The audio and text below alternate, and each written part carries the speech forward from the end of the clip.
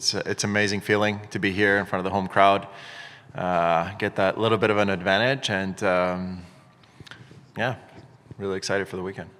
I'm just curious how much attention you were paying last week to the challenger in Portugal with three of the Canadian guys playing as well. Alexei beat Fucsovics in that tournament.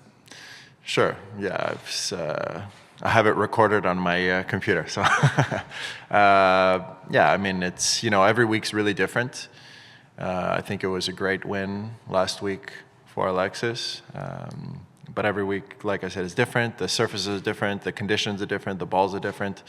So although it's a win, it's still, it's completely different conditions here. So what's more important is that our guys are feeling good, they're feeling comfortable, they're playing well, and we're just going to prepare as well as possible for the weekend. Salut, en français. Juste peut-être un commentaire général sur la Hongrie. C'est un pays qui est moins bien classé que vous au niveau mondial. Ils ont quand même 2 joueurs dans le top 100. Comment vois-tu le défi ce week-end? Je pense qu'on a des 2 équipes très égales cet week-end. Je pense que les matchs vont être très profonds. Ça va être difficile pour les 2 équipes, mais quand même, c'est une très bonne équipe. Les 2 simples, ils ont des gars qui étaient Fucsovics, qui étaient dans les premiers 20, je pense, ou premiers 25 dans le monde pour assez de temps. Marasan, qui est jeune, qui vient sur le tour, qui joue quand même bien. En Australie, il y avait des bons matchs. Alors, pour nous, ça va être des bons matchs. Ça va être difficile pour nous, mais j'ai beaucoup de vérité dans notre équipe et dans notre joueur. Gabriel, il jouait aussi très bien en Australie. Alexis, il est en très bonne forme. Draxel, il fait 2 finales de Challenger. Alors, on a quand même des gars de simple qui jouent quand même bien. Second row over here. Hi, Frank. Just talking about the conditions and having to put up this stadium in a very short amount of time. What's it like playing, you didn't play in it, but for your players to play in a venue like this that kind of comes up at the last minute with courts like this?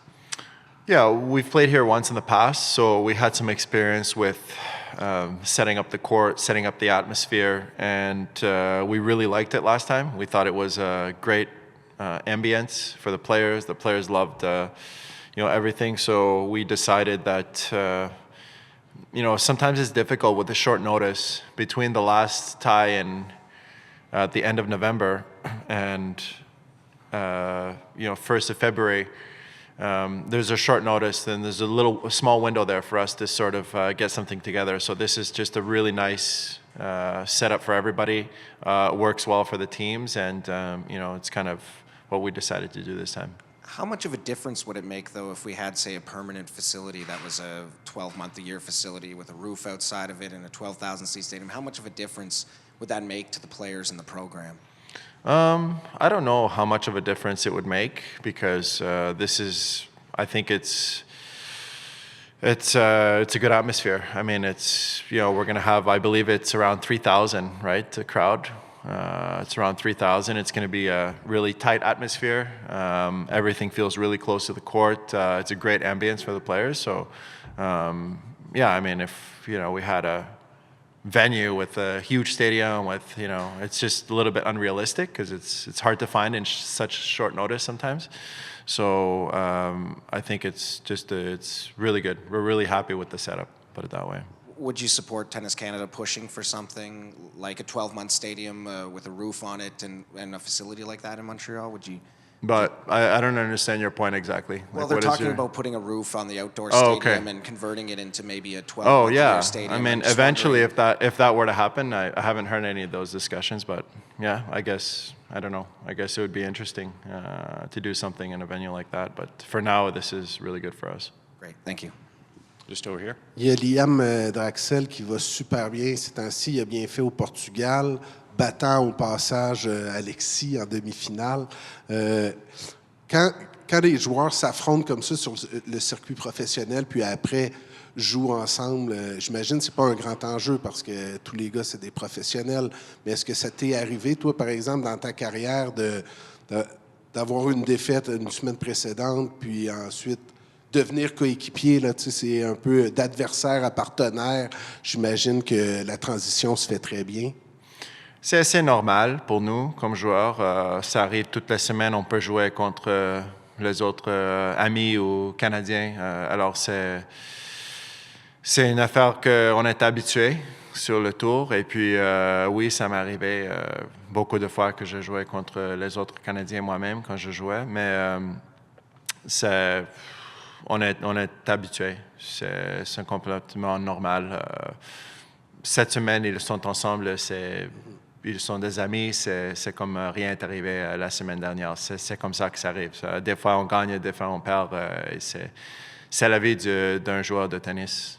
Il y a Draxel qui a bien fait en double avec Harper.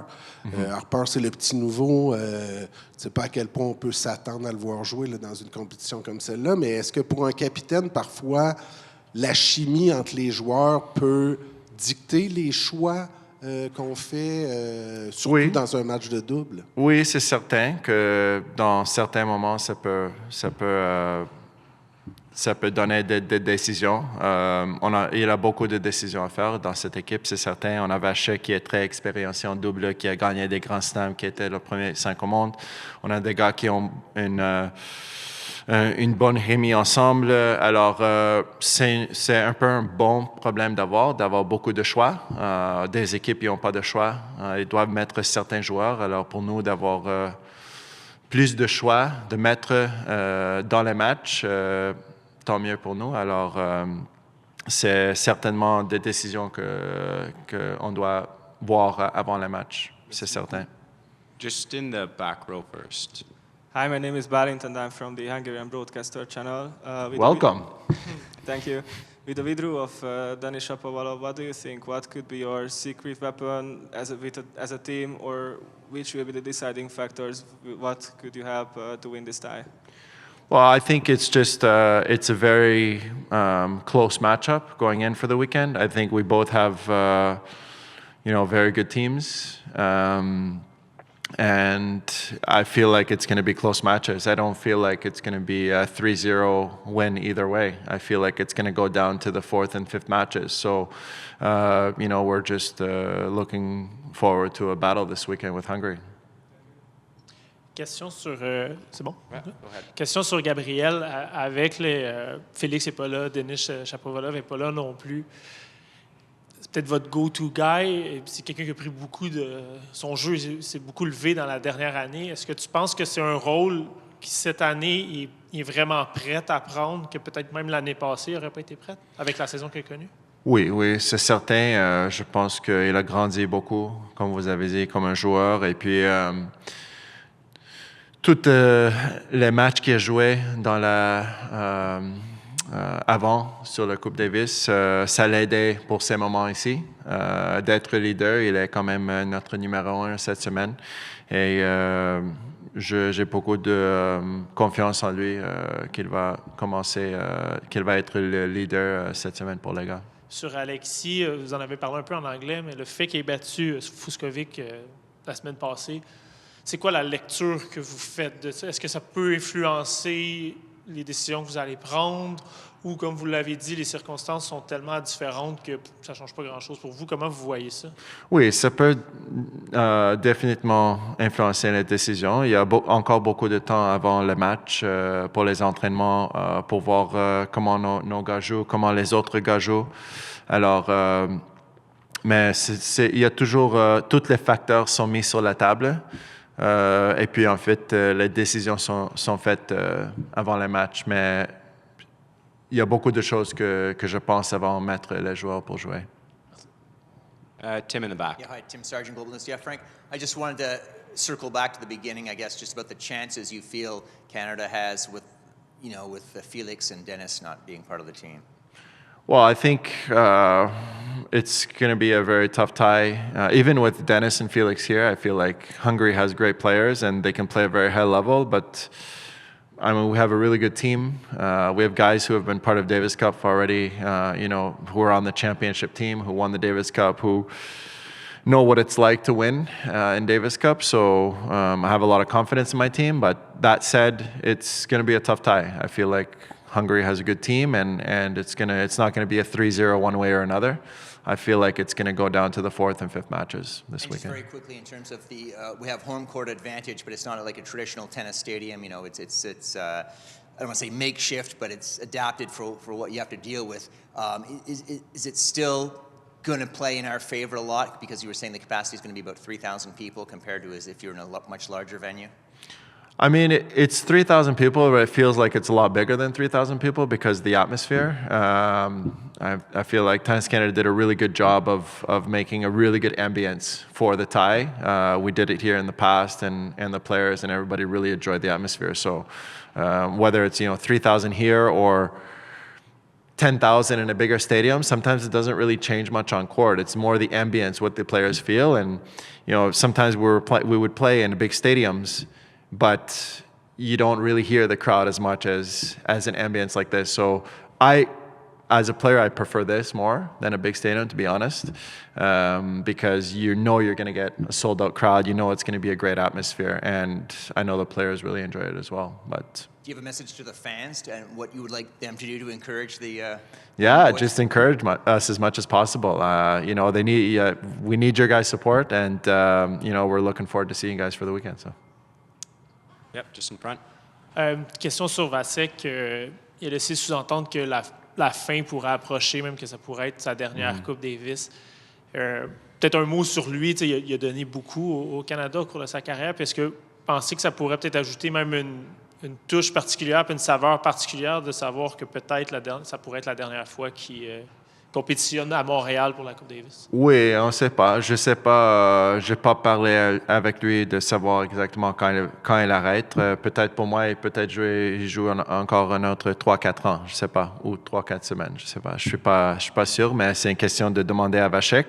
Mais c'est certain que on le prépare comme il est sur le tour et il va jouer le match. Alors, on ne regarde pas ça que ça va être sa dernière fois, peut-être pas. C'est vraiment cette semaine la préparation pour jouer le match et de gagner.